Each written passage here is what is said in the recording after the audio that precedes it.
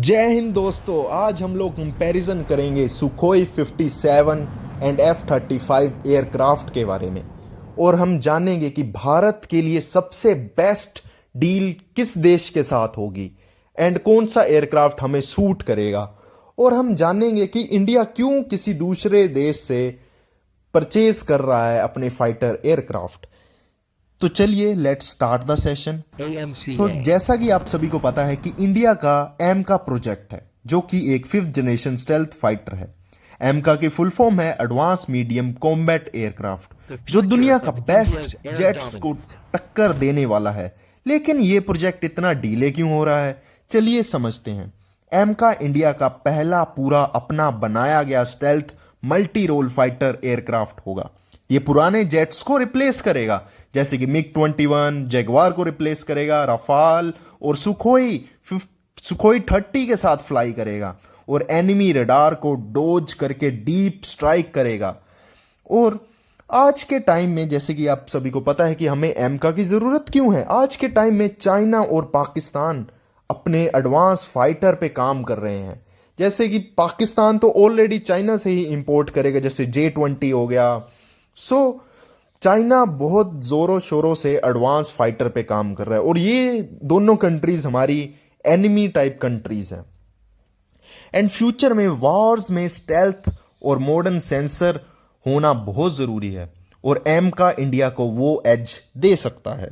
तो इसीलिए हमें एक 5th जनरेशन फाइटर एयरक्राफ्ट की ज़रूरत है। एंड अब सवाल है कि डीले क्यों हो रहा है। सबसे पहला रीज़न है कि एमका की design complexibility, stealth shape, radar absorbing material, internal weapons, ये सब एडवांस टेक चाहिए। एंड दूसरा रीजन है इंजन। इंडिया के पास अभी तक इंडिजीनियस पावरफुल इंजन नहीं है जो कि एक सुपर क्रूज दे सके। अभी GE414 इंजन्स यूज करने की बात है या कोई जॉइंट वेंचर होगा जो फ्यूचर में। एंड तीसरा रीजन है बजट अप्रूवल्स। काफ़ी बार क्लियरेंस और फंडिंग डिले होती रहती है एंड काफ़ी ज़्यादा ब्यूरोक्रेटिक हर्डल्स फेस करने पड़ रहे हैं इस एमका को। इन डिलेज की वजह से 2035 तक इंडियन एयरफोर्स का हिस्सा बनेगा एमका। अब हम इस रिक्वायरमेंट को फुलफिल करना है, हमें कोई 5th जनरेशन एयरक्राफ्ट चाहिए। तो उसके लिए हम देख रहे हैं F-35 जो कि USA मेड है एंड सुखोई 57 जो कि रशियन मेड है। अब जानते हैं, कंपेयर करते हैं F-35 एंड सुखोई 57 में से इंडिया के लिए सबसे बेहतर कौन है। तो सबसे पहले F-35 जिसे बनाया गया लॉकहीड मार्टिन, और ये एक single engine single seat stealth multi role aircraft है और ये air to ground and intelligence gathering के लिए यूज होता है। इसके टोटल 3 वेरिएंट्स हैं। F-35A जो कि एक कन्वेंशनल टेक ऑफ है, एंड F-35 जिसमें वर्टिकल लैंडिंग भी है एंड वो शॉर्ट टेक ऑफ के लिए डिजाइन किया गया है। एंड F-35C हमारा कैरियर जो कि US नेवी ऑपरेट करती है। अब F-35 की टॉप स्पीड है 1.6 मैक और इसका एडवांस स्टेल्थ फीचर्स और इतनी less detectable to enemy radar system है और इसकी कॉम्बैट रेंज अराउंड 1500 किलोमीटर्स है। अब सुखोई 57 जिसे रशिया सुखोई कंपनी ने बनाया है, ये एक twin engine and 5th generation stealth multi role fighter aircraft है और ये इसमें advance avionics and stealth technology है और इसकी टॉप स्पीड है मैक 2 और ये कॉम्बैट रेंज प्रोवाइड करता है F-35 से ज़्यादा 1900 किलोमीटर्स और इसमें एबिलिटी टू कैरी वेपन्स भी ज़्यादा है, ज़्यादा हार्ड पॉइंट्स है। सुखोई 57 एक Russian 5th generation fighter advance aircraft है, लेकिन इसमें स्टेल्थ फीचर F-35 जितना पावरफुल नहीं है। F-35 दुनिया का सबसे एडवांस स्टेल्थ फाइटर है और इसमें एक पावरफुल रडार, सेंसर फ्यूजन और ग्लोबल नेटवर्क के साथ है। अब जानते हैं कि इसका स्टेल्थ फीचर कैसे वर्क करता है और दुनिया का एडवांस स्टेल्थ कैसे है। सबसे पहले हमें समझना पड़ेगा कि रडार क्रॉस सेक्शन क्या होता है।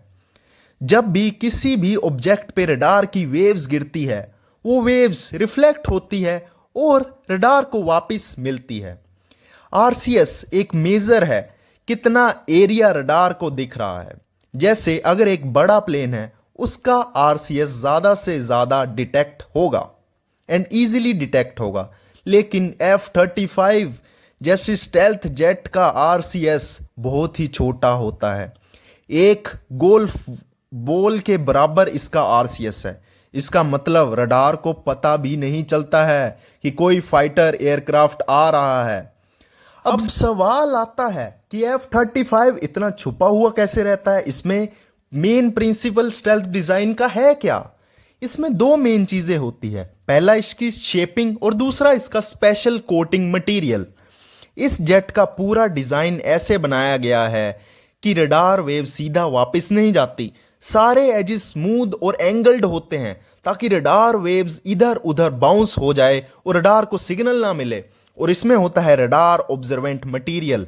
F-35 सरफेस पे एक स्पेशल पेंट और कोटिंग होती है जो रडार की एनर्जी को एब्जॉर्ब कर लेती है। मतलब रिफ्लेक्ट होने की जगह वो एनर्जी में ही वहीं पेंट मटेरियल में ही घुल जाती है और रडार को सिग्नल बहुत कम मिलते हैं। इसकी वजह से इसका रडार क्रॉस सेक्शन एरिया 0.0015 है। वहीं सुखोई 57 का radar cross section area 0.1 to 0.5 square metre है। इसीलिए F-35 का स्टेल्थ फीचर इतना ज्यादा हाई है। अब हम लोग बात करते हैं कि हमें सबसे बेस्ट डील कौन प्रोवाइड कर रहा है। रशिया ने बोला है कि वो सुखोई 57 हमें टेक्नोलॉजी ट्रांसफर के साथ देगा, जिसका मतलब है कि इंडिया इजीली इंटीग्रेट कर सकता है अपना विरूपाक्षा रडार और अपने ब्रह्मोस जैसे डेडलीस्ट वेपन इसमें। और वहीं F-35 के साथ हमें कोई भी टेक्नोलॉजी ट्रांसफर नहीं मिलेगा क्योंकि यूएस से कभी भी टेक्नोलॉजी शेयर नहीं करता है। वहीं F-35 एक अमेरिका का 5th जनरेशन स्टेल्थ फाइटर है एंड अमेरिका का टाइट एक्सपोर्ट कंट्रोल होता है। यूएसए किसी भी कंट्री को F-35 तभी देता है जब वो उसके मिलिट्री अलायंस या क्लोज ट्रस्टेड पार्टनर हो। Example NATO members like Japan, south Korea and Israel. And sensitive technology भी एक मेन इशू है। F-35 में बहुत ही एडवांस रडार और स्टेल्थ कोटिंग सेंसर है और ये डाटा लिंक होते हैं, इसीलिए यूएसए को डर होता है कि ये टेक्नोलॉजी किसी दूसरे राइवल कंट्रीज जैसे रशिया, चाइना तक ना पहुंच जाए। और इंडिया ऑलरेडी S-400 मिसाइल का यूज करता है। अब सबसे बड़ा ही दिक्कत है कि इंडिया यूज करता है S-400 जो कि रशिया ने बनाई है। अगर इंडिया F-35 खरीदता है और S-400 ऑपरेट करता है तो यूएसए को यह रिस्क लगता है कि S-400 की रडार कैपेबिलिटी से F-35 के स्टेल्थ फीचर पे स्टडी हो सकती है और रशिया इनडायरेक्टली F-35 की वल्नरेबिलिटीज को समझ सकता है। इसलिए यूएसए ने टर्की नाटो मेंबर है फिर भी उसे निकाल दिया F-35 की डील से, क्योंकि अमेरिका को डर लगता है कि S-400 से हमारी इसकी कैपेबिलिटीज को रीड करने की कोशिश होगी, जिसकी वजह से हमारी टेक्नोलॉजी लीक होगी और हमारे F-35 काफ़ी ज़्यादा वल्नरेबल बन जाएगा। अब बात करते हैं कॉस्ट की। F-35 is the one of the most expensive fighter jet और इसकी ईच कॉस्टिंग का यूनिट हमारा ईच $80 मिलियन एंड $110 मिलियन के बीच में है। वहीं सुखोई 57 हमें $35 मिलियन और $40 मिलियन में ही मिल जाएगा, जो कि एक बहुत अच्छी बात है। हमें सुखोई 57 काफ़ी ज़्यादा चीप पर देखने को मिलेगा एंड सुखोई 57 डॉग फाइट में काफ़ी अच्छा है एज कंपेयर टू F-35। वहीं F-35 अपनी बियॉन्ड विजुअल रेंज के लिए जाना जाता है, बट सुखोई 57 की स्पीड भी ज़्यादा है, हार्ड पॉइंट्स भी ज़्यादा है, इसीलिए वो डॉग फाइट में इसको डोमिनेट कर सकता है। तो इंडिया के लिए सबसे बेहतरीन अभी के हिसाब से होगा, क्योंकि इंडिया को मिल रही है टेक्नोलॉजी ट्रांसफ़र, जिसमें इंडिया अपने वेपन्स अस्त्रा जैसी एयर टू एयर मिसाइल जो कि बियॉन्ड विजुअल रेंज पर वर्क करती है, विरूपाक्षा जैसे सेल्फ मेड रेडार को यूज़ करके इसमें इंटीग्रेट कर सकता है और इसे एक बेस्ट फाइटर बना सकता है। तो इंडिया के लिए रशिया का सुखोई 57 अच्छा होगा अगर रशिया टेक्नोलॉजी ट्रांसफर भी करे with the source code. I hope आपको वीडियो से डिटेल्ड एनालिसिस मिल चुका होगा। Please like this video, share and subscribe my channel. Thank you for giving your precious time.